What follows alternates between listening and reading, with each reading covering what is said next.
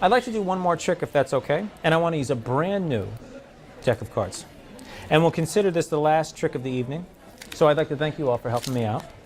And I don't know when's the last time you opened up a brand new deck of cards, but brand new decks always come with some junk cards and the jokers and such. So we'll get rid of those, and I also have to give the cards a couple shuffles, because brand new decks always run with the ace through king, and all the suits are organized. And I want to give the cards a couple shuffles to break that up. And John, you know that after you shuffle the cards, what are you supposed to do? Cut. You always cut the cards, because that keeps things honest. So John, can you cut about half the cards over, just like it's done in a game? Good, and complete the cut? Excellent. And that should be enough to break up that new deck sequence. That's what we call it. Now, John, are you familiar with the ranks of hands at all? Yes. As a matter of fact, they're all written right here. Like 2 pair, 3 of a kind, right? I'd like to show you something I do to make sure every time I sit down to play poker, I end up a winner. I certainly don't deal myself 4 aces every hand. That'll be too sensational. I don't want it to be obvious that I'm cheating. So all I have to do is deal myself hands that are slightly better than my opponent's. So to stay sharp, I practice cutting to all of the hands from lowest to highest. And John, I might ask you to read some of those hands off for me, because they're all listed there from lowest to highest.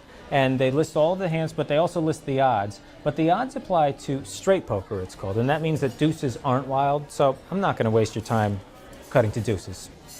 So John, what is the lowest ranking hand that you can have in poker? No pair, high card. No pair or high card. And if I'm going to play a high card, I'm going to play an ace.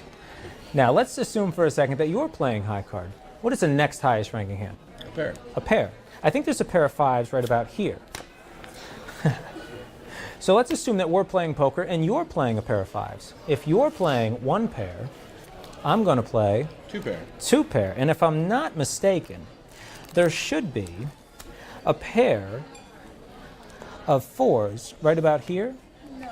And there should be a pair of 6s right about here. You're starting to see the pattern, right? Now, the next highest ranking hand is 3 of a kind. But John, what are the odds of getting 3 of a kind? 3 of a kind is 1 in 50. 1 in 50? I mean, honestly, who has time for odds like 1 in 50? Now, the secret to this is knowing where all this stuff is before I cut to it. And do you remember when I spread the cards across the table to make sure that the deck was mixed? You know what I was really doing? I was finding hands like 3 of a kind and 2 pair and a pair. Because hands like those will occur naturally, even in a shuffled deck. But the next highest ranking hand is Straight. a straight. A straight is, say, for example, 2, 3, 4, 5, 6 in order. A straight is a little bit more difficult to find in a shuffled deck, because really it's unlikely that you're going to find 2 through 6 in order in a shuffled deck. It's more likely you're going to find a straight in fragments. In other words, you might find a 2 and a 5 right about here. You might find a 3 and a 6 right about here. Which means now I have to cut exactly 28 cards from the top of the deck to find that 4. So you can see a straight is it's a lot more difficult to find. Now, getting that straight to the top of the deck is really only half the work.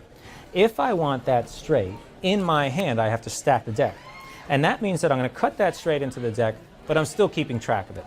I'm going to give the cards a couple shuffles, and I'm going to stack the deck for a 3-handed game of draw poker.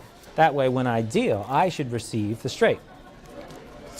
And, you know, the player at the first position didn't get much of anything of any value. I think he got a pair of 8s and a jack high, if I'm not mistaken. The player at the second position didn't get much of anything. I don't even think he got a pair. But you can see that I ended up getting this. That's the straight. You know, if you're 1 card off with this, you can end up giving your opponent a really strong hand. I can't believe I gave him the straight.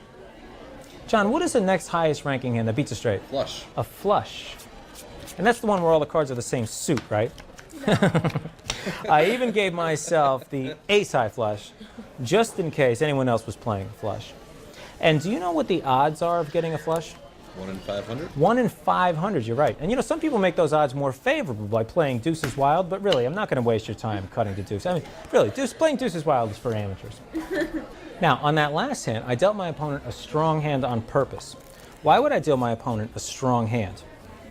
I did that on purpose because as long as I deal myself a hand that's slightly stronger, not only guarantees that I'm going to win the hand, it guarantees I'm going to win the most money. So for this next hand, that's exactly what I did. I just stacked the deck so that the player at the first position will receive the next highest ranking hand, which is after Full house? a full house. Good, yes, exactly. Now, the first thing this player is going to do when he sees his kings full of queens, he's going to reach for his wallet. But so will this player because he's playing the next highest ranking hand, 4 of a kind, 4 sevens with an ace high kicker. This player will certainly have all his money on the table because he's playing a straight flush 8 through queen of hearts. But don't worry, I'll have all my money on the table too because I saved the best for last.